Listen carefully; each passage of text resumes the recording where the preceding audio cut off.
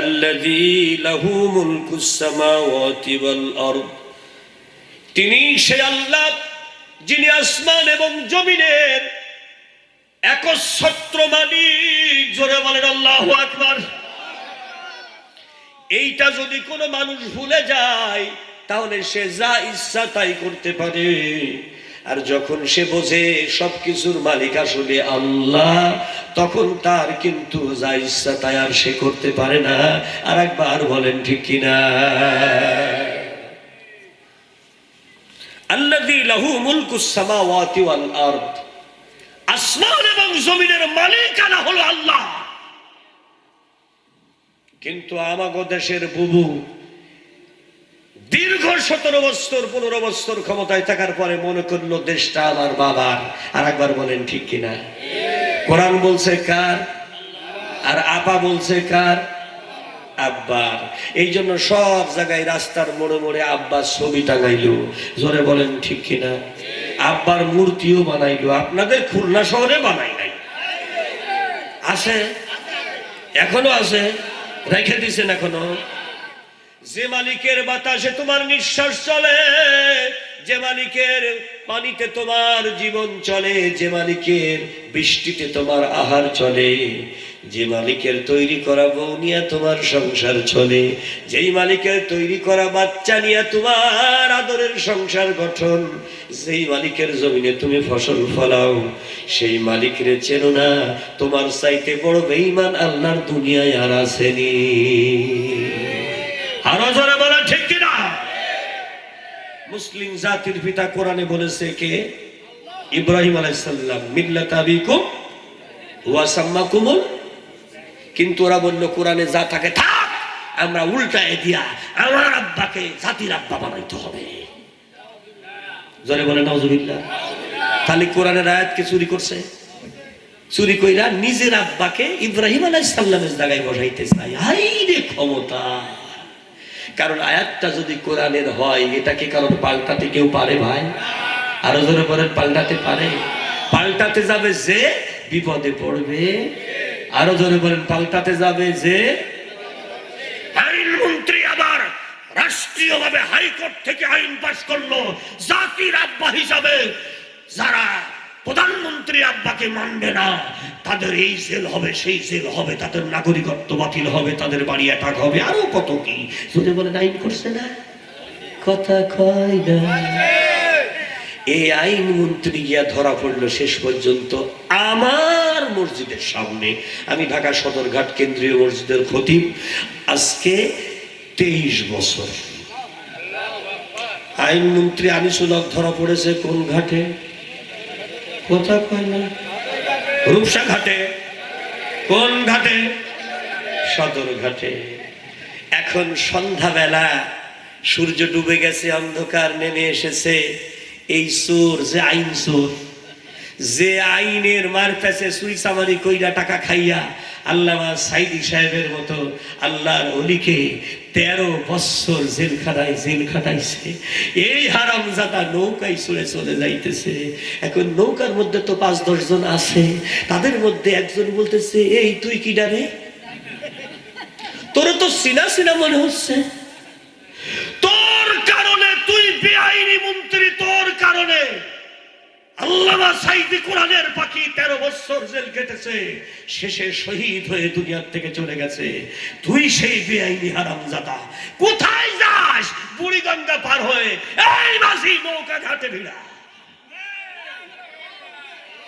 নৌকা কোথায় ভিড়া? ঘাটে ভিড়া। নৌকা যাবে না ওই পারে। ঘোট নৌকা ঘাটে ভিড়ায় নিয়া কলার সাইফা ধইরা নামাই আনার সময় জামাই আদর শুরু হয়েছে। কি আদর? এইটার নাম কি? বক্সিং। জোরসে বলেন, আরো জোরে। আনিসুর রহমান সাহেবকে মায়ের তো শুরু হয়েছে, নাক মুখ ফাটায় ফেলাইছে। গণধোলাই শুরু হলে মায়ের কোনো জায়গা ঠিক থাকে ভাই? যে যেখানে বাড়তেছে সে সেখানে বসাইতেছে। ধরে কোন সুবহানাল্লাহ। কি ঝাড়ুদার, কি দোকানদার, কি সারেন, কি ঘাটের কুলি, বসাইতেছে যে যেমন পারে সে সেমন। ওদিকে মুয়াজ্জিন বলছে, হুজুর খেলা শুরু হয়ে গেছে, নিচে নামি দেখেন। আমি দৌড় দিয়া নিচতলার বেলকুনিতে এসে দেখি, দোতলার বেলকুনিতে দেখি যে সবাই মিলা পিটাইতেছে একজনের, লোকটারে কে চিনা যায় না, কারণ কে যে কোন জায়গায় মারতেছে তার কোনো ঠিক নাই। ইতিমধ্যে ঘাটের এক দোকানদার মুরব্বী মানুষ, গালে দাঁত নাই, লাঠি ভর দিয়ে আইসা ওই ঘাটেই তার জীবনটা প্রায় কেটে গেছে। গালে দাঁত নাই, সে বলতে তো হারাম দাদাকে মারালো না, মায়ের শুয়ে ফেল হারাম জাদা, আল্লাহর আলেমকে জেল খাটায় মার, হারাম দাদাকে, হারাম দাদাকে মার, হারাম দাদা খায়, কারণ তোর দাঁত নাই। হারাম জাদা ছাড়া কি বলবে? চাচাও খেপেছে, জোরে কোন সুবহানাল্লাহ। যদিও তার মাজায় হাতে বল নাই, কিন্তু তার জবানে আগুন ছুটতেছে, কয় হারাম জাদাকে মার। 2 হাত সাইজ করা গজারের লাঠি দিয়ে গোটা কয়েক বাড়ি দিয়েছে, পাত থেকে মাজা পর্যন্ত, খালি কয় ও মা, ও মা। আর একজন বলতেছে মা ডাকিস কে? মা তো 5 তারিখে আব্বার কাছে চলে গেছে। আল্লাহ ডাক, কাকে ডাকতে বলছে? ভালো কথা বলতেছে, আল্লাহ ডাক হারামজাদা। কিন্তু ও তো নাস্তিক, সে তো আল্লাহর নাম জানে না, বরং আল্লাহ নামের বিরোধিতা করে। জোরে বলেন ঠিক কিনা? বলে মাকে ডেকে কি হবে, মা আব্বার কাছে চলে গেছে, স্বামী স্ত্রীর সম্পর্ক। কথা কন না, মা তো চলে গেছে আগে, মার যখন আরো বেশি হইতেছে, শেষ পর্যন্ত নিজেকে কেমনে বাঁচাবে? আল্লাহর বান্দা ফট করে বলে দিল, খালি আমার মারিস কে? দরবেশ বাবা নৌকার মধ্যে বসে আছে। দরবেশের নাম বলে দিয়েছে, সবাই অন্তত ওকে ফেলে তুই বলে ধর দরবেশের। আসমান জমিনের মালিক কে? আহা, যে আইন মন্ত্রীর আইনের মার পেছে নিরপরাধ কোরআনের পাখি 13 বছর জেল খাটলো, সে এখন ঘাটের কুলির হাতে জুতার বাড়ি খাইতেছে। আল্লাহ যে আসমান জমিনের মালিক, এর চাইতে বড় প্রমাণ আর কি দেখতে চান বাংলাদেশে? সবাই যায় দেখে দরবেশ বাবা নাই, আগেই নবীর সুন্নত কেটে লাইছে। কারণ আল্লাহ ঠিকই করছে, কারণ কেউ যেন দাড়ি ধরে মারতে না পারে, কথা না কর না কেন, এই জন্য ক্লিন শেভ আল্লাহ আগেই করাইছে। ক্লিন শেভ কইরা দাড়ি মোছ ফেলাইয়া, টুপি নাই, জুব্বা নাই, পাঞ্জাবি নাই, কোনো কিছু নাই, মাথায় গামছা বাইন্দা, বৈঠা বগলে নিয়া, সিরা গেঞ্জি গাই দিয়া, পুরাতন একটা লুঙ্গি পইরা একদম মাঝি ভাই সাইজে নৌকার মাথায় বসে আছে। এর মধ্যে একজন বলতেছে, হারামজাদা তুই নাটক শুরু করছো, তুই মনে করছিস তোরে চিনব না, তাই না? গেঞ্জি ধইরাই বলতেছে নামি আয়, নামি আসার পরে কি করে ছেড়ে দিছে, কথা শুনে কে? শেষ পর্যন্ত আর্মি আইসা, 2 গাড়ি আর্মি আইসা ওদেরকে বাঁচাই নিয়ে গেছে। মার চলতে আছে, জোরে বলেন সুবহানাল্লাহ। প্রিয় হাজারিন, আর্মিদেরকে বলেছিল যে আমাকে ছেড়ে দেন, আমি দেশ ঠিক করে দেব। বলছে যাদের দেশ ওরা ঠিক করে নেবে, তোর জন্য গরম ডিম রেডি হচ্ছে, গেলেই দেওয়া হবে। জোরে বলেন আল্লাহু আকবার। প্রিয় হাজারিন, আল্লাহ রাব্বুল আলামিন তাই বলে, মনে রেখে দিও দুনিয়াবাসী, এই দুনিয়ার ভিতরে আসমান জমিনের মালিকের নাম কি? আল্লাহ রাব্বুল আলামিন পরে রাতে বলেন, আল্লাহু আলা কুল্লি শাইইন শাহীদ।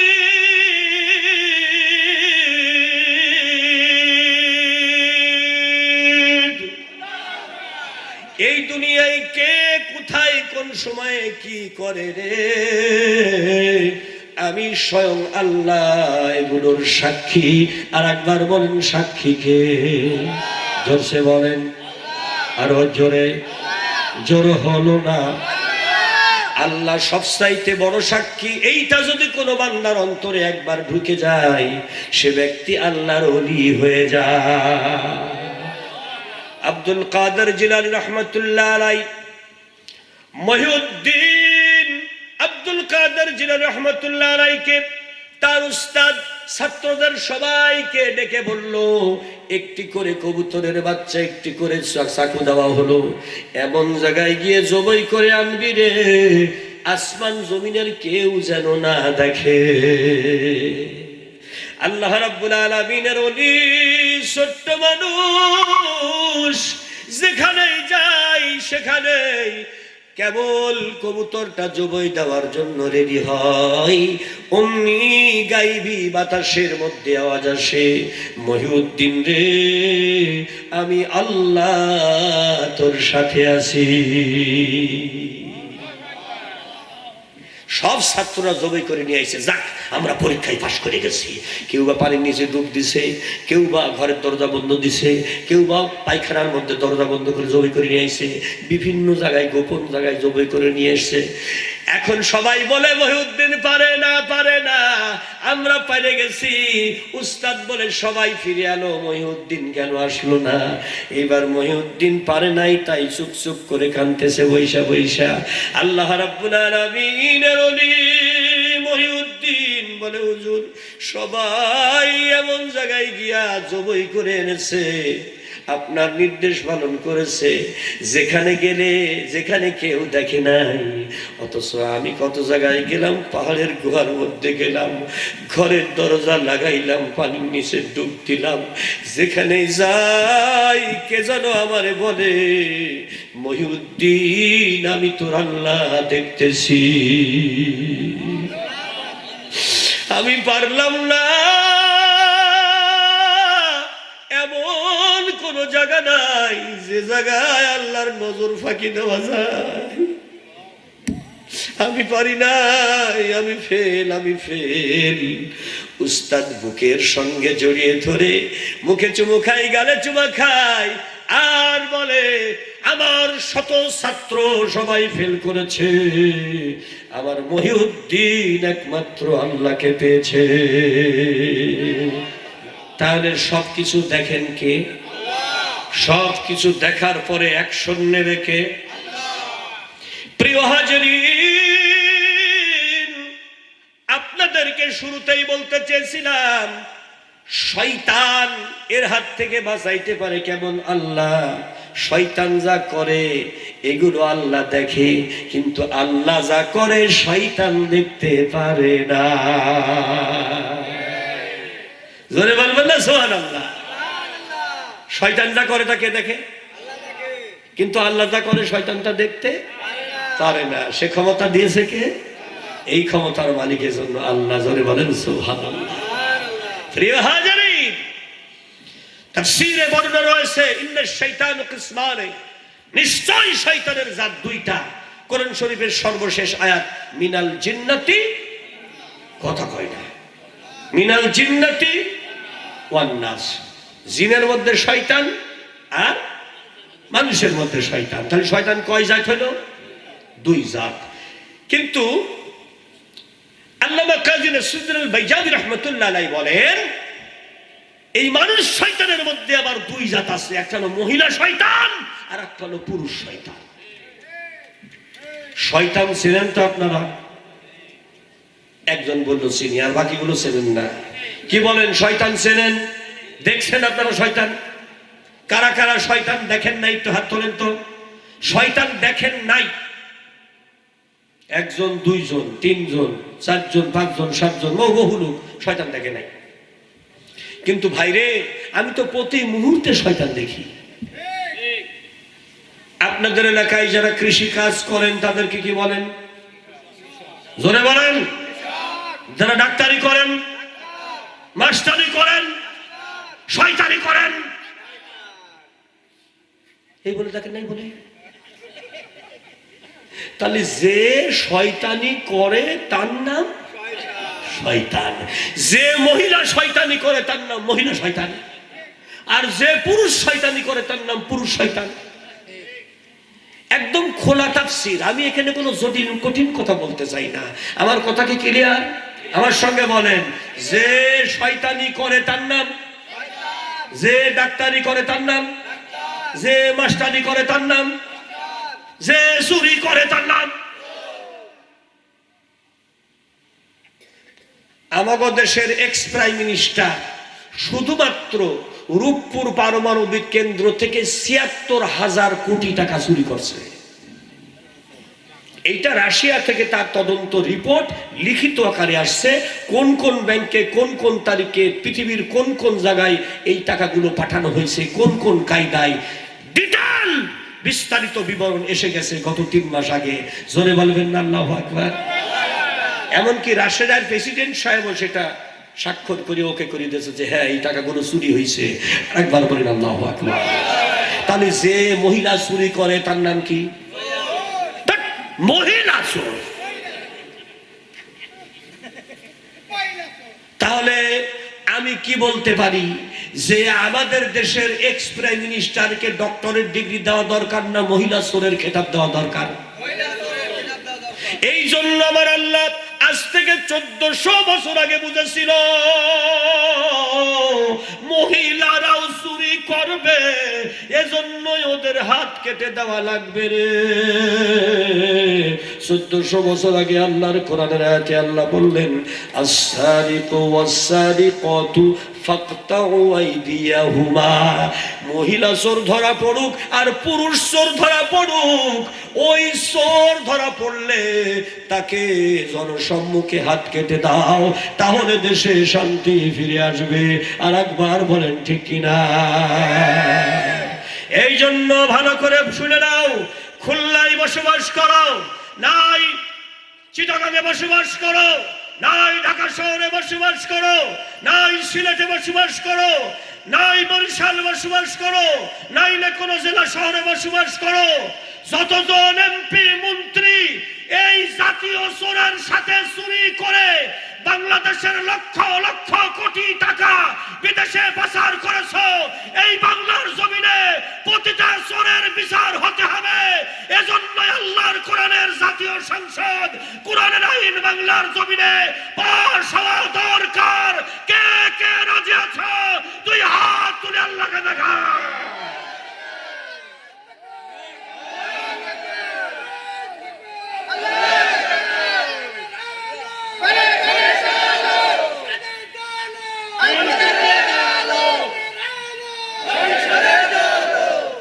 প্রিয় হাজিরিন, সব কিছুর সাক্ষীকে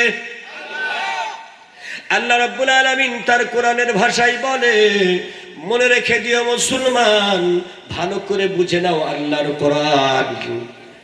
শয়তানের চক্রান্ত দুর্বল, ওই শয়তান যদি পুরুষ হয়, কিন্তু শয়তান যদি নারী হয়, ওই নারী শয়তানের চক্রান্ত মারাত্মক।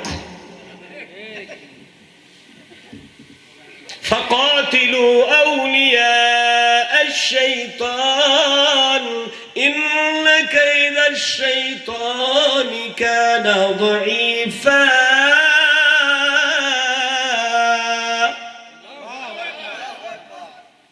শয়তানের বিরুদ্ধে প্রাণান্তকর যুদ্ধ চালিয়ে যাও, তোমরাই জিতবে। শয়তানের চক্রান্ত দুর্বল। আল্লামা বাইজাবি তাফসিরে লিখতেছেন এটা পুরুষের ক্ষেত্রে প্রযোজ্য, কিন্তু নারী শয়তান যদি শয়তানি শুরু করে রে, তাহলে ওই নারী শয়তানের হাত থেকে বাঁচা মৃত্যু পর্যন্ত বড় বিপদ। ইন্না কাইদাকুন্না আযীম।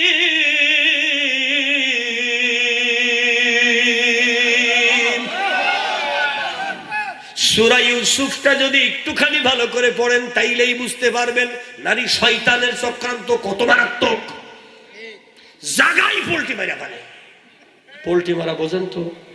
কথা পাই না, মানে জাগাই চোখ উল্টায় ফেলে। এই সাদা আছে কালো বানায় ফেলবে, কালো আছে সাদা বানায় ফেলবে, দিনকে রাত বানায় ফেলবে, রাতকে দিন বেলায় ফেলবে।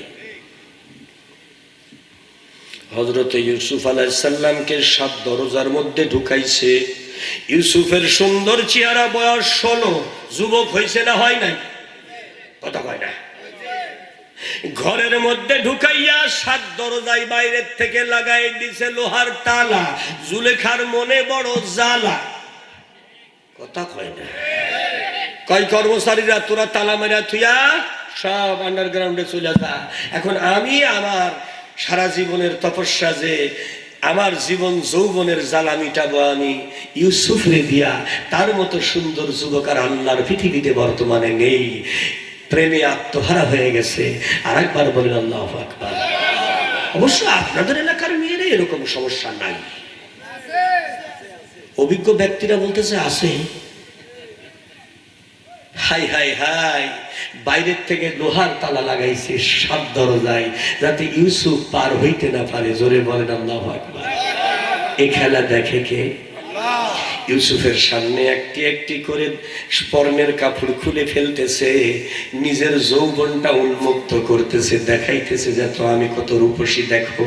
কিন্তু আল্লাহর বান্দা ইউসুফ নবী নিজের চক্ষুটা নিম্নগামী রেখেছেন। কুল্লিল মুমিনিনা ইয়াগুদ্দুনা মিন আবসারিহিম। আল্লাহর ওহীর বিধান হলো মুমিনরা ঈমান বাঁচাইতে হলে নিজের নজর, নিজের চোখটা নিম্নগামী রাখবা। হযরত ইউসুফ তাকাইতেছে, নিজের চোখটা নিম্নগামী করে দাঁড়িয়ে আছে। এদিকে জুলাইখা একটা একটা করে কাপড় খুলতে খুলতে অর্ধ উলঙ্গ হয়ে গেছে প্রায়। এইবার হঠাৎ করে তাকিয়ে দেখে ঘরের মধ্যে একটা ঠাকুর আছে, পুতুল আছে। আস্তে করে একটা কাপড় নিয়ে ঠাকুরের মাথাটা ঢেকে দিতেছে। হযরত ইউসুফ বলে, তুমি এই ঠাকুরের পুতুলের মাথাটা কেন ঢেকে দিলে? জুলাইখা বুঝলাম না। বলো, এই হলো আমাদের ভগবান, আমরা এখন শয়তানি করব, ভগবান দেখে ফেললে গুনাহ হয়ে যাবে।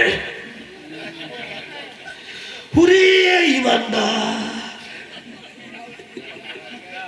ভগবান দেখে ফেললে, শয়তানি দেখে ফেললে গুনাহ হয়ে যাবে, তাই ভগবানের চোখ কাপড় দিয়ে ঢেকে থাকছে।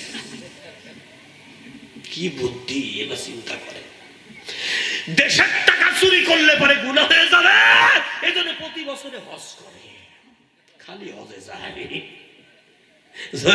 আছে না, এ হজের দাম আছে, কথা কন না কা? এই জন্য তাহাজ্জুদের নামাজ পড়ে, তাসবিহ পড়ে, কোরআন তেলাওয়াত করে দিন শুরু করে। হায় রে রাবিয়া বসরি রে! কিন্তু ফার্স্ট ক্লাস গেজেটেড জাতীয় চোর, ইন্টারন্যাশনাল চোর। তো জোরে করে কয় না? হ্যাঁ, ইন্টারন্যাশনাল চোররা আবার মাঝে মাঝে আপনাকে এলাকায় মিছিল টিছিল করতেছে, আমরা দেখতেছি। ইন্টারন্যাশনাল চোরের থালুক কিছু আছে, আছে না? ভালো করে 2 হাতে লাঠি রেডি করে রাখবেন। সামনে যদি ভোট চুরি করতে আসে, তাহলে লাঠি দিয়েই মোকাবেলা করবে। কথা কন না কেন? মুখে থাকবে তাকবীর আর হাতে থাকবে লাঠি। এইটার মোকাবেলা না করে রাতের বেলা কান ছেড়ে ফেলবা। ওই জন্য বাইরের থেকে বারবার তারেক জিয়া বলতেছে, আগামী নির্বাচন কিন্তু ভয়ঙ্কর ব্যাপার হবে, মোকাবেলা করেই তারপরে ক্ষমতায় আসতে পারা যাবে কি যাবে না তখন দেখা যাবে। কিন্তু আমাদের মতো টুপিওয়ালারা যদি নিজেদের মধ্যে কুতাকুতি কিলাকুলি না করে, তাহলে বাইরের কোনো লোক আর পাত্তাই পাবে না। আমরা টুপিওয়ালারা ঠিক হওয়া দরকার, জোরে বলেন ঠিক? সেই ওয়াজ আমি অন্যদিন করব। কিন্তু আজকে খেলা জমে গেছে কি দেখছেন? ইউসুফরে বলতেছে, আমার যৌবনের জ্বালা মিটাই দিয়ে যাও, কারণ আমার স্বামী উপরে পুরুষ মানুষ, কিন্তু ভেতরে এটা নাই। কথা কয় না? স্বামী উপরে ঠিক আছে, ভেতরে নাই। বোঝেন তো? স্বামী উপরে ঠিক আছে, ভেতরে কি নাই? স্বামী হওয়ার ক্ষমতা নাই। অতএব তুমি আমার জীবনের জ্বালা মিটাও। আর একবার বলেন আল্লাহু আকবার। হযরত ইউসুফ নবী চোখ বন্ধ করছে, অমনি রব্বে কারীম ওহীর বিধান দেখাইতেছে, লা তাকরাবুজ জিনা ইন্নাহু ফাহিশা ওয়া সাআস সাবিল।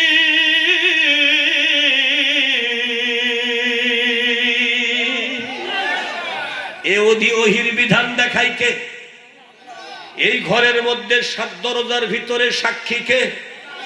হযরত ইউসুফ বুঝতে পেরেছে, আমার চোখে যে নূরের হরফে ওহীর বিধান দেখাই যে আল্লাহ, সে আল্লাহ নিশ্চয় আমার সাথে আছে।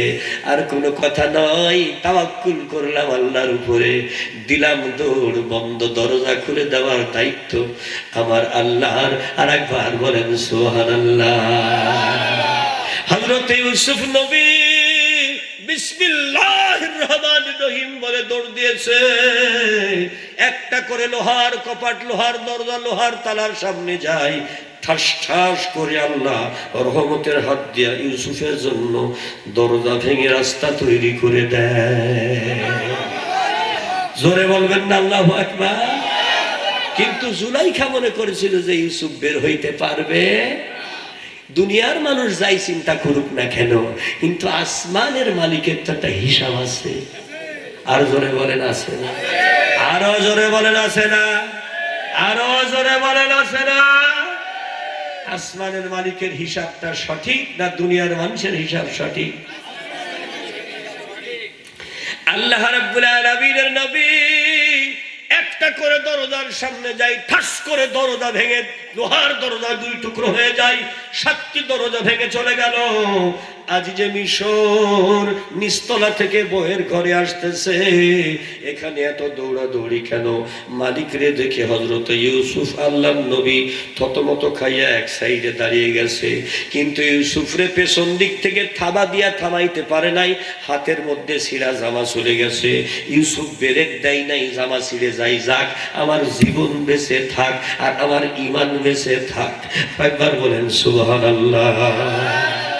জীবনের চাইতে ঈমানের দাম বেশি রে ভাই। এজন্য হাসতে হাসতে ইসলামী আন্দোলনের দায়িত্বশীলরা ফাঁসির দড়ি গলে লাগায় যে আমার জীবন চলে যাবে, আমার জীবনের উপরেই বাংলার জমিনে আল্লাহর দ্বীন কোরআন কায়েম হবে। সেদিন ওদের সাথে আমার জান্নাতে দেখা হবে। আহারে আল্লাহর বান্দা, ইউসুফ আলাইহিস সালাম চুপ করে এক কিনারায় দাঁড়ায় গেছে। এইবার জুলাইখা তো অর্ধ উলঙ্গ, পরনে কাপড় চোপড় ঠিক নাই। স্বামীর সামনে দেখা। স্বামী বলে কি হয়েছে? মুহূর্তের মধ্যে মহিলা দিনকে রাত বানায় ফেললো, সব পল্টি মেরে দিল। বলছে তুমি যদি ঠিক সময় মতো না আইসা পড়তে, তাহলে এতক্ষণ আমার ইজ্জত নষ্ট হয়ে যেত। কার এত বড় স্পর্ধা তোমার ইজ্জত নষ্ট করে?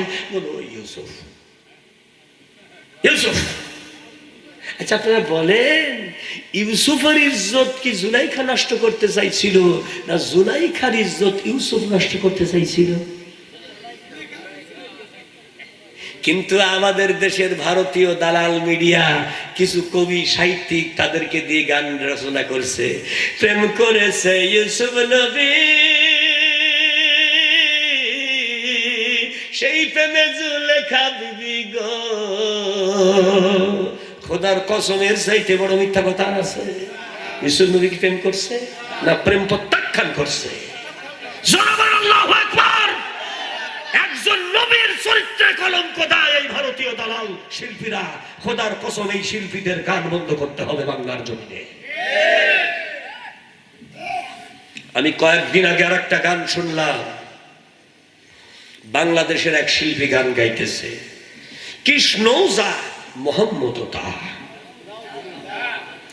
মরুতে এলেন মোহাম্মদ, মথুরাতে এলো শ্যাম। ইমান খেলা খেলে রসুল, লীলা খেলে ঘন শ্যাম। মরুতে এলেন মোহাম্মদ। তাহলে মরুর দেশে মোহাম্মদ এসেছে, আর লীলা খেলার জন্য এসেছে শ্যাম মথুরাতে। মথুরাই লীলা খেলা যা, ওই কালমার দাওয়া তো তাই, ওই দুইজনই নবী। আর একবার বলেন নাউজুবিল্লাহ। আরে হারামজাদা মহিলা, আরে হারামজাদা শিল্পী, এগুলো সব ভারতের দালাল। জোরে বলেন ঠিক কিনা? আল্লাহর কোরআন যদি বাংলার জমিনে যদি কায়েম হয়, নবীর চরিত্রে কলঙ্ক দেওয়ার মতো একটি শব্দ যদি কেউ উচ্চারণ করে, ওর জিহ্বাটা কেটে ফেলা হবে। কোরআনের আইন ভালো না মানুষের তৈরি করা আইন ভালো? ভাই কথা কর না কেন? আপনারা বলতেছেন, কিন্তু উদাহরণ তো জানা নাই আপনাদের। উদাহরণটা আমি দিয়ে দেই, যেহেতু তাফসীর দেব, উদাহরণ দেব। আচ্ছা, আল্লাহ রাব্বুল আলামিনের কোরআনের বিধান আপনি জানেন না, কিন্তু এটুকু অন্তত জানেন, আল্লাহর কোরআনের আইন, মদিনার আইন, আল্লাহর কোরআনের নবীর সুন্নতের আইন হলো যত বড় বিচার হোক, মৃত্যুর বিচার, লম্পটের বিচার, জিনাখোর বিচার, মদখোরের বিচার, মার্ডার কেসের বিচার, এক জুম্মা থেকে আর এক জুম্মা, মাঝখানে 7 দিনে, 7 দিনের মধ্যে হাল হয়ে যাবে। এটা হলো ইসলামের বিধান। জোরে বলেন ঠিক কিনা?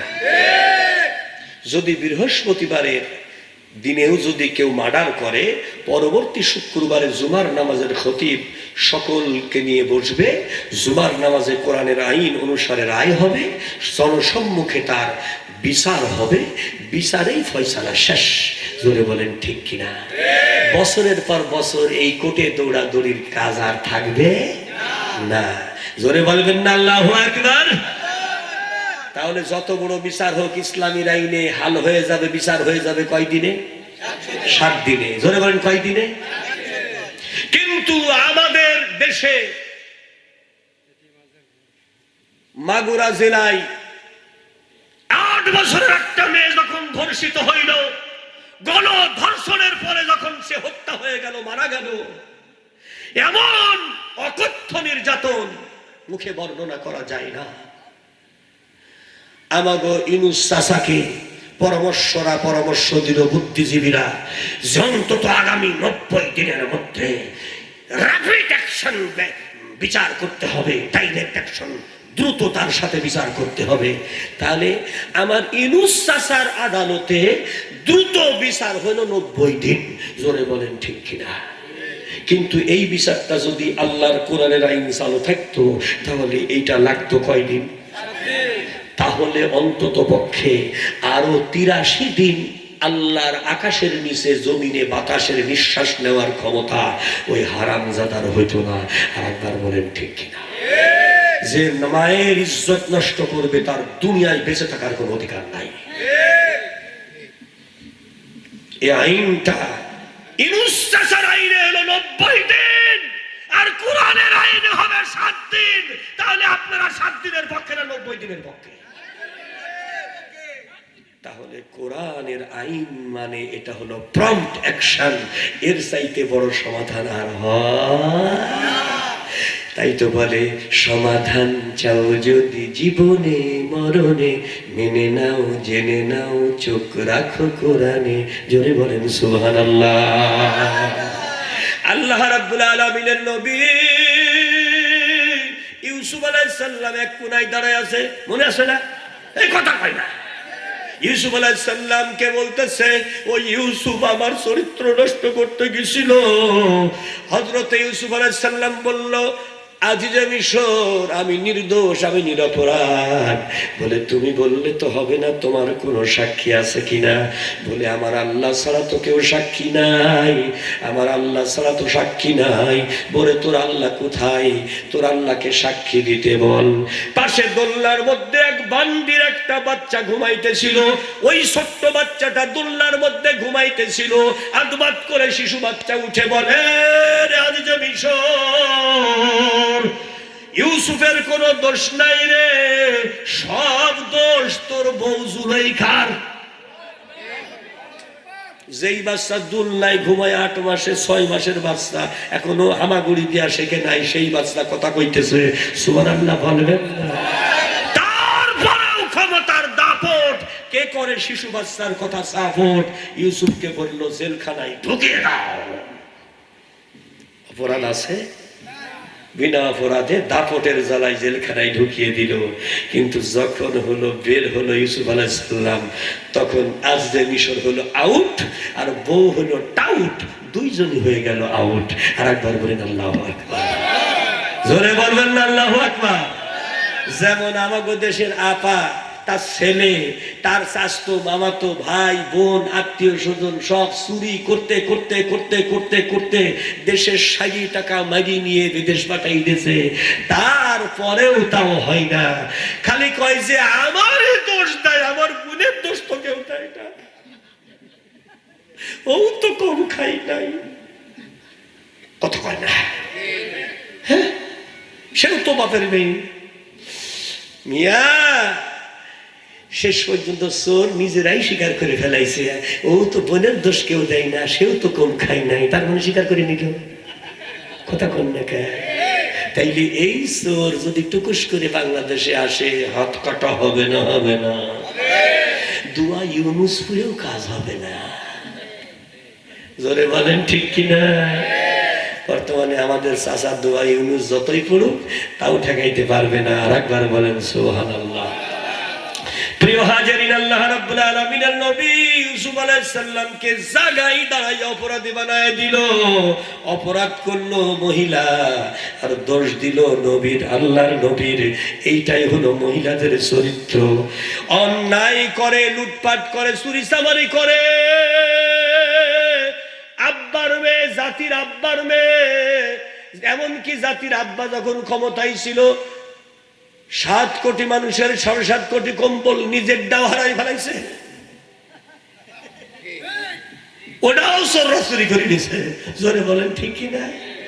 এই জন্য আফসোস কইরা বেচারা বলেছিল, সবাই পাই সোনার খনি, আমি পাইলাম চোরের খনি। সত্য কথাই বেচারা বলেছিল। জোরে বলেন ঠিক কিনা?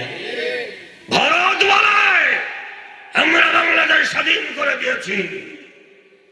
খোদার কসম, মেজর জলিলের লেখা অরক্ষিত স্বাধীনতাই পরাধীনতা, এই বইটা আপনারা ভালো করে পড়ে দেখবেন। প্রতিদিন বাংলাদেশের ভারতের আর্মিরা, বিডিআররা এবং ভারতের লোকেরা বাংলাদেশের লোকদের সাহায্য করতে সেই গড়ে প্রতিদিন সোনা দানা, হীরা মণি মুক্তা জহরত, টাকা পয়সা, ধন দৌলত, ব্যাংক, বিমা, অস্ত্র শস্ত্র, এমনকি জুট মিলের নাট বল্টু, কটন মিলের নাট বল্টু, মেশিন পত্র ট্রাককে ট্রাক লুট করে নিয়ে গেছে। গড়ে প্রতিদিন এই 9 মাসে, 9.5 মাসে 2 বিলিয়ন ডলারের উপরে সম্পদ, গড়ে প্রতিদিন 2 বিলিয়ন ডলারের মাল বাংলাদেশ থেকে ভারত চুরি করে নিয়ে গেছে। আর একবার বলেন ঠিক কিনা? এই জন্য ভারত আমাদের বন্ধু না, ওরা হলো ইন্টারন্যাশনাল চোর। কথা কন না কা? এইবার পয়লা বৈশাখে ইলিশ খাইতে পারে না, চুরি কইরা প্রত্যেকবার বাইরে নিয়ে যায়। আর আপাকাই যে নিয়ে গেলে আর কি করা যাবে? স্বামী স্ত্রীর সম্পর্ক বোঝেন না, স্বামী নিয়ে যাইতেছে, স্ত্রী কি কইব? কিন্তু আমার ইউনুস চাচা তো পুরুষ মানুষ, সে তো মহিলা না, কথা কয় না। ইউনুস চাচা কইতেছে আই নিতে দেখাইতেছি। আমাকে বাংলাদেশের জেলেরাও ইউনুস চাচার মতো সিস্টেম করে ফেলাইছে। ভারতীয় জেলেদের কইছে আমার জলসুমি আসলে এক কবে নারায়ণ তাকবীর, এই জবর দোয়া পড়াই আছে, এই যে দেখছিস না দা, এই দোয়া পড়া দা, আসলেই দোয়া পড়ায় আছে, একদম খতম করে ফেলবো। একজন জেলেও বাংলাদেশ থেকে একটা ইলিশ মাছও নিয়ে যেতে পারে নাই। সুবহানাল্লাহ বলবেন না? সুবহানাল্লাহ বলবেন না? কলকাতার ধর্মতলার মসজিদের খতিব সাহেব বলতেছে এইবার বৈশাখ মাসের বৈশাখে ইলিশ কেউ খাইতে পারে নাই, 4000 টাকা করে কেজি ওদের দেশে। জোরে বলবেন না সুবহানাল্লাহ? তাও বাংলাদেশের পদ্মার ইলিশ পাই নাই। আর একবার বলেন আল্লাহু আকবার। এই জন্য শতকরা 10 জন মানুষও পান্তা ইলিশ খাইতে পারে নাই। আর একবার বলেন আল্লাহু আকবার। আর আমাকে চাচা কইল যেটা আমাদের কোনো সংস্কৃতি নয়, ওইটা আমাদের দরকারই নাই। আর একবার বলেন সুবহানাল্লাহ। আল্লাহ রাব্বুল আলামিনের কোরআন বলতেছে ইন্নাল্লাযীনা ফাতানুল মুমিনিনা ওয়াল মুমিনাত, এই দুনিয়ার মধ্যে যারা অত্যাচার করবে, নির্যাতন করবে ইমানদার পুরুষের উপরে, ইমানদার নারীদের উপরে নির্বিচারে, সুম্মা লাম ইয়াতুবু, এরপরে অত্যাচার করতেই থাকবে, তওবা করবে না, অপরাধ স্বীকার করবে না জাতির কাছে। ফালাহুম আযাবু জাহান্নাম ওয়া লাহুম আযাবুল হারিক। আমি আল্লাহ রাব্বুল আলামিন দুনিয়ায় ওদের বেইজ্জতি করব, আখিরাতে দাউ দাউ করা আগুনের মধ্যে ওদেরকে নিক্ষেপ করব বিচার ছাড়া। আর একবার বলেন কি ছাড়া? জোরসে বলেন, আরো জোরে। জোর হলো না, আর একবার। সাহাবায়ে কেরামগণ জিজ্ঞেস করলো, ইয়া রাসূলুল্লাহ, বিচার ছাড়া নিক্ষেপ করবে আগুনের মধ্যে, এইটা আবার কেমন কথা? আল্লাহর কোরআনের আরেকটা আয়াত নাজিল হলো, বলল ইউখাযু বিন নাওয়াসি ওয়াল আকদাম। চুলের মুঠো ধরা হবে কাফেরদের, আর ঠ্যাঙের গুছা ধরা হবে। ফেরেশতাদেরকে বলা হবে বিচার দরকার নাই, ওরা যেমন নির্বিচারে মুসলমানদের উপর অত্যাচার করছে, ওদেরকে নির্বিচারে চুলের মুঠো আর ঠ্যাঙের গুছা ধরে এরকম করে আছাড় দিয়ে ফেলায় দাও। আর একবার বলেন আল্লাহু আকবার। বলে হুজুর এইরকম করে ফেলাবে? বলে আল্লাহ রসুল বলতেছে শুধু ফেলাবে না, ফেলাবার আগে যন্ত্রণা যাতে বেশি হয়, সারাবিলুহুম মিন কাতরান, আগে আল কাতরার জামা পরায় নেবে। কি সিস্টেম! আল্লাহ বলতেছে যাতে শাস্তির তীব্রতাটা বেশি করে অনুভব করতে পারে, এজন্য আল কাতরার জামা পরাবে। এরপরে ইউখাযু বিন নাওয়াসি ওয়াল আকদাম, ঠ্যাঙের গোছা ধরবে ফেরেশতারা, আর চুলের মুঠো ধরবে, ধইরা কয় আস্তে করে আগুনের ভাটার মধ্যে দেবে ফেলাইয়া, জ্বলতে থাক। আর একবার বলেন সুবহানাল্লাহ। কিসের জামা? কিসের জামা? আমি কইলাম? কে কইছে? আল্লাহ কইছে। এই জন্য আল কাতরার জামা যদি পড়তে চান, তাহলে নির্বিচারে অন্যায় অপকর্ম চুরি চামারি কইরা যান, অসুবিধা নাই, আপনার ডাইরেক্ট ফেলায় দেবে। আর যদি আপনি চান ইন্নাল্লাযীনা আমানু ওয়া আমিলুস সালিহাত লাহুম জান্নাতুন তাজরি মিন তাহতিহাল আনহার যালিকাল ফাওজুল কাবীর।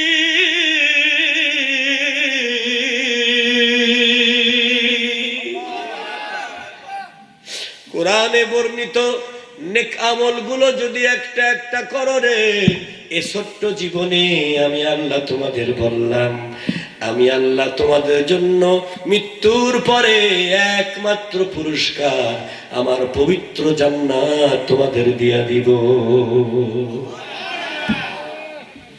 এই কথা বলার পরে সাহাবাদের মধ্যে একটা প্রশ্ন জাগছে, ইয়া রাসূলুল্লাহ, তাওরাতে, জবুরে, ইনজিলের সব কিতাবের মধ্যেই জান্নাতের ফরমান দেওয়া আছে, নেক কাজ করলে, ঈমান আনলে জান্নাত পাওয়া যাবে। তে আমরা হইলাম শ্রেষ্ঠ নবীর শ্রেষ্ঠ উম্মত, আমাদের জন্য কোন জান্নাত? First class, second class, third class, fourth class আছে না? জান্নাতের ক্লাস আছে না? তে আমরা হলাম শ্রেষ্ঠ নবীর শ্রেষ্ঠ উম্মত, আমাদের নবী কোন ক্লাস নবী? উত্তর দেয় না। তাহলে উম্মত হিসাবে আমাদের মর্যাদা কোন ক্লাস? তাইলে আমাদের পাওনা? এইটা মনে মনে কইতেছে সাহাবারা, জান্নাত আল্লাহ দিতে চাই, জান্নাত দিল আর আমরা নিলাম, তা তো হবে না। ওই ইহুদির বাচ্চারা যে জান্নাতে যাবে আমরা সেই জান্নাতে যাব, ওই খ্রিস্টানরা যে জান্নাতে যাবে, মুসা নবীর উম্মত, ঈসা নবীর উম্মতরা যে জান্নাতে যাবে, ওইটাই আমরা যাব না। আমাদের জন্য ঘোষণা চাই আলাদা। জোরে কোন সুবহানাল্লাহ। এবার আবার আয়াত নাযিল, জোরে কোন সুবহানাল্লাহ। ইন্নাল্লাযীনা আমানু ওয়া আমিলুস সালিহাত কানাত লাহুম জান্নাতুল ফিরদাউসি নুজুলা। নবী গো, আপনার সাহাবা, আপনার উম্মতদের মনের খবর আল্লাহ জাইনা ফেলাইছে। যেহেতু আপনি শ্রেষ্ঠ নবী, ওরা শ্রেষ্ঠ জান্নাত চাই, ওদেরকে আমি দিলাম ঠাই। বলে দেন, বলে দেন, নেক আমল আর ঈমান যারা ঠিক রাখবে, আমি আল্লাহ ওদের জন্য জান্নাতুল ফিরদাউসের মালিকানা দান করে দিলাম। তাহলে আমরা কোন জান্নাতে যাব? সিটারি, বাটপারি, প্রতারণা, জালিয়াতি, অন্যায়, অপকর্ম, দুর্নীতি, শয়তানি, বদমাইশি, নুচ্ছমি, গুন্ডামি, মদ খাওয়া, জিনা খাওয়া, টাকা পয়সা লুটপাট, সিটপাট, চুরি, ডাকাতি, সুদ, ঘুষ, এইসব অপকর্ম করার পরেও আমরা জান্নাতেই যাব, তাই না? এইগুলো বন্ধ করার জন্যই দরকার আল কোরআনের সরকার। জোরে বলেন সুবহানাল্লাহ। এখন বাংলাদেশে মাঝে মাঝে কিছু লোক ইসলামের বিরোধিতা করতেছে, কোরআনের মাহফিলের বিরোধিতা করতেছে, তাফসিরের বিরোধিতা করতেছে। কারণ কোরআনের তাফসিরে আয়াতে আয়াতে মিলে যাইতেছে মানুষের চরিত্র স্বভাব। এগুলো বলা যখন হচ্ছে, ভেঙে ভেঙে বলা হচ্ছে, তখন ওরা আর সহ্য করতে পারছে না। বিভিন্ন জায়গায় কোরআনের মাহফিলে বাধা হচ্ছে। জোরে বলেন ঠিক না? কথা কন না কে? বিভিন্ন জায়গায় বাধা দিচ্ছে না, বিরোধিতা করতেছে যে এইটা দরকার নাই। গতকালকে না পরশু দিনও কবির বিন সামাদের মাহফিলে বাধা হয়েছে। জোরে বলেন ঠিক কিনা? আমার অত্যন্ত স্নেহভাজন ঠিকানা টিভির মালিক, কবির বিন সামাদের মাহফিলে বাধা হয়েছে। জোরে বলেন ঠিক কিনা? আহারে, আল্লাহর কোরআনের কথা বলে, কোরআনের গান গায়, এই ছেলেটার বাধা দিতেছে।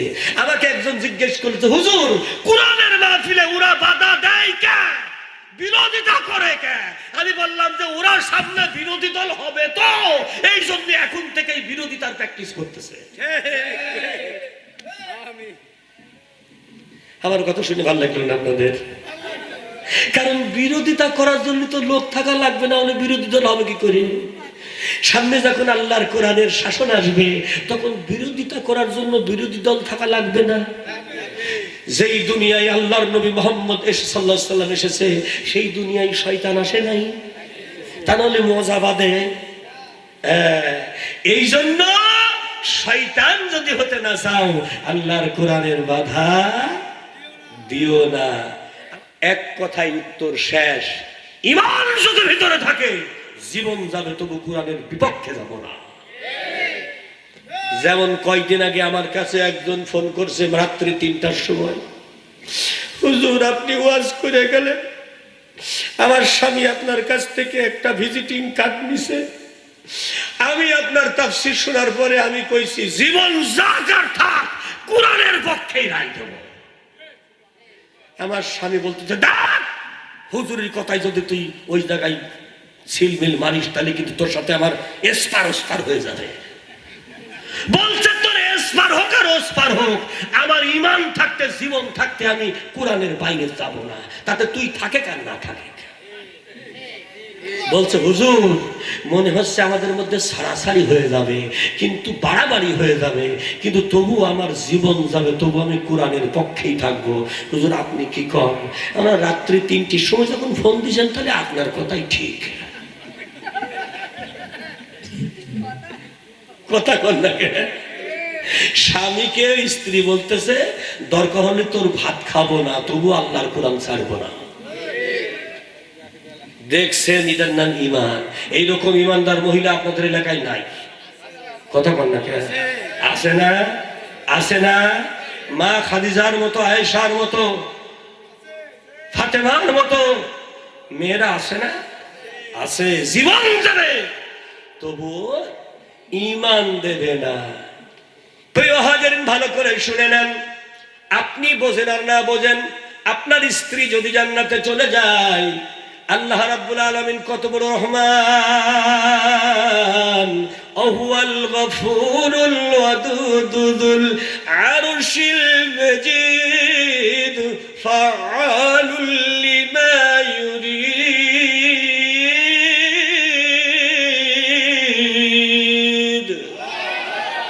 আল্লাহ বলেন আমি যা ইচ্ছা তাই করতে পারি, আমি ক্ষমাশীল, আমি দয়াবান, আমি দরদি। স্বামী যদি কোরআনের পক্ষে থাকে, স্ত্রী যদি বিপক্ষে থাকে, স্বামী যদি জান্নাতে চলে যায় রে, ওই স্বামী জান্নাতে গিয়া আপন স্ত্রীকে খুঁজবে, আল্লাহ গো আমার স্ত্রী কোথায়, যে আমার এতগুলো সন্তানের মা, আমি তো তারে ছাড়া জান্নাতে আনন্দ পাই না। আমার আল্লাহ রব্বে কারীম বলবে, ফেরেশতারে এই মুহূর্তে জাহান্নামের কোথায় আছে তার স্ত্রী, খুঁজে নিয়ে এসো, আমার এই জান্নাতি বান্দার অন্তরে শান্তি দেওয়ার ব্যবস্থা করো। আবার যদি স্ত্রী কোরআন মেনে আল্লাহর জান্নাতে চলে যায়, স্বামী যদি বিরুদ্ধে থাকে, স্ত্রী এমন ভাবে স্বামীকে স্মরণ করবে, জান্নাতে যাওয়ার পরে বলবে আমার খোকার আব্বাটা কই রে আল্লাহ, আমার অন্তরটা চাই দুনিয়ার মধ্যে সারাটা জীবন যৌবন যার সঙ্গে কাটাইলাম, আমার সেই আদরের স্বামীটা আজকে একটুখানি ভুলের জন্য জাহান্নামে চলে গেছে, আমার স্বামীটাকে একটু আমার কাছে এনে দাও।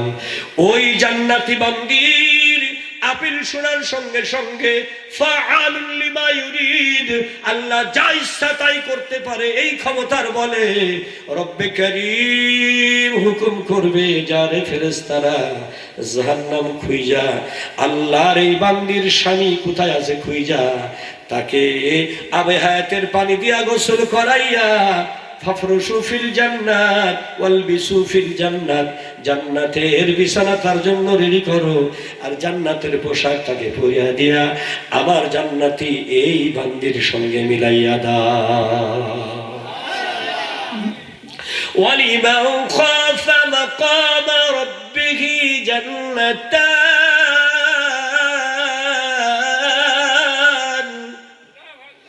ফাবিআইয়ি আলা'i রাব্বিকুমা তুকাযযিবান।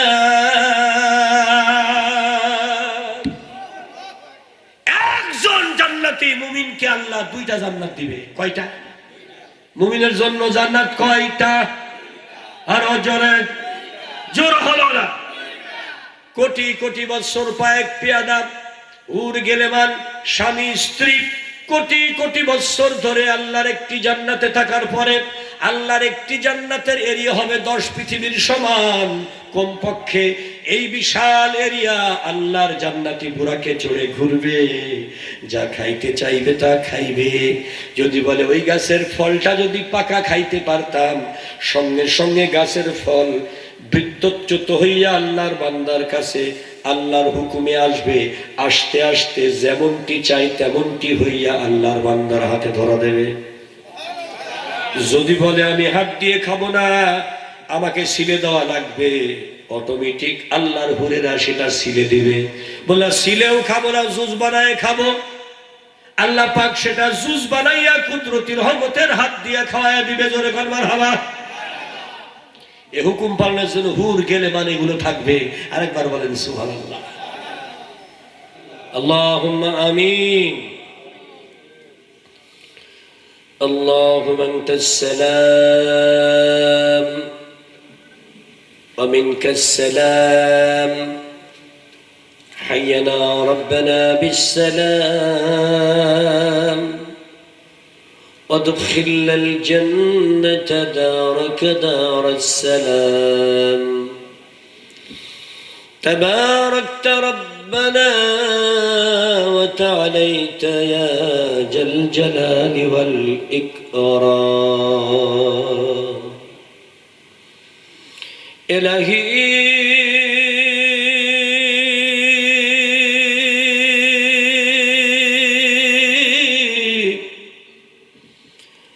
বাইতুল মুকদ্দাস কেন্দ্রীয় জামে মসজিদের যুব সমাজের উদ্যোগে আয়োজিত তাফসীরুল কোরআন মাহফিলে হাজারো তৌহিদি নরনারী ভিখারির মতো কাঙ্গালের মতো তোমার শাহী দরবারে হাত উঠাইলাম। মেহেরবানি করে কোরআনের ইজ্জতে আমাদের জীবনের গুনাহগুলো মাফ করে দাও। ইলাহি আজকের কোরআনের মাহফিলে যত দাড়ি পাকা মুরব্বী হাত তুলেছে, আবু বকরের মতো জীবনে গুনাহ রাইখো না। আজকের কোরআনের মাহফিলে যত আলেমে দ্বীন হাত তুলেছে, হযরতে আলীর মতো জীবনের মতো ক্ষমা করে দাও। যত যুবক যত কিশোর হাত তুলেছেন গো আল্লাহ, ইমাম হাসান হুসাইনের মতো ওদের ক্ষমা করে দাও। পর্দার অন্তরালে সোনার মা বোন যারা হাত তুলেছে, মা বোনদেরকে স্বামী সোহাগিনী বানিয়ে দাও, পর্দায় থাকার ব্যবস্থা করে দাও। আসিয়া মরিয়ম খাদিজার মতো চরিত্রবান বানিয়ে দাও। এলাকার প্রতিটি মায়ের গর্ভে একটি করে কোরআনের সন্তান তৈরি করে দাও। ইলাহি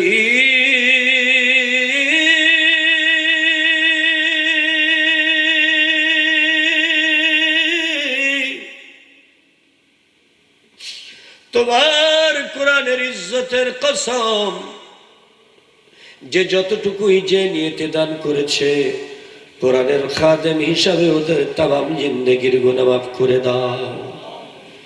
এলাকার আমবাগানে, বাঁশবাগানে, গোরস্থানে, কবরস্থানে যত মুমিন মুমিনাত শুয়ে আছেন গো আল্লাহ, সকল কবরগুলোকে জান্নাতের টুকরা বানাও। সকল কবরবাসীদেরকে কোরআনের ইজ্জতে জান্নাতুল ফেরদাউসের মেহমান বানাও। আল্লাহ গো, ডিসেম্বরের 4 তারিখে নিজের আব্বাকে নিজেই কবরে নামাইলা, কিছুদিন আগেই নিজের মাকে নিজে হাতে কবরে নামাইলা। আমার মতো কত এতিম, ডানে বামে সামনে পেছনে কত এতিম হাত তুলেছে গো আল্লাহ। কেমন আছে মা? মার ঘর বিছানা তেমনই আছে, মা নাই। আব্বার ঘর বাড়ি জায়গা জমি সব তেমনই আছে, আব্বা নাই। ওগো দরদি আল্লাহ, এতিমের দোয়া তো তুমি ফেরত দাও না, দয়া করে আব্বা আম্মাকে জীবনের মতো মাফ করে দাও। রব্বির রহমহুমা কামা রব্বায়ানি সগীরা, রব্বির রহমহুমা কামা রব্বায়ানি সগীরা, রব্বির রহমহুমা কামা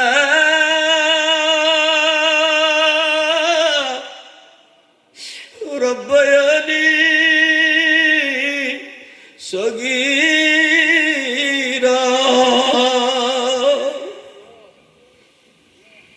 ওগো দয়ার আল্লাহ, তোমার কোরআনের ইজ্জতের কসম, কোরআনের কারণে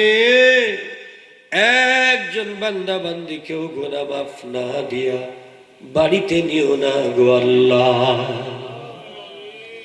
এ বাংলার জমিনে তোমার কোরআনের রাজ কায়েম হয়েছে, একটি বারের জন্য আমাদের দেখার তৌফিক দান করে দাও আল্লাহ গো।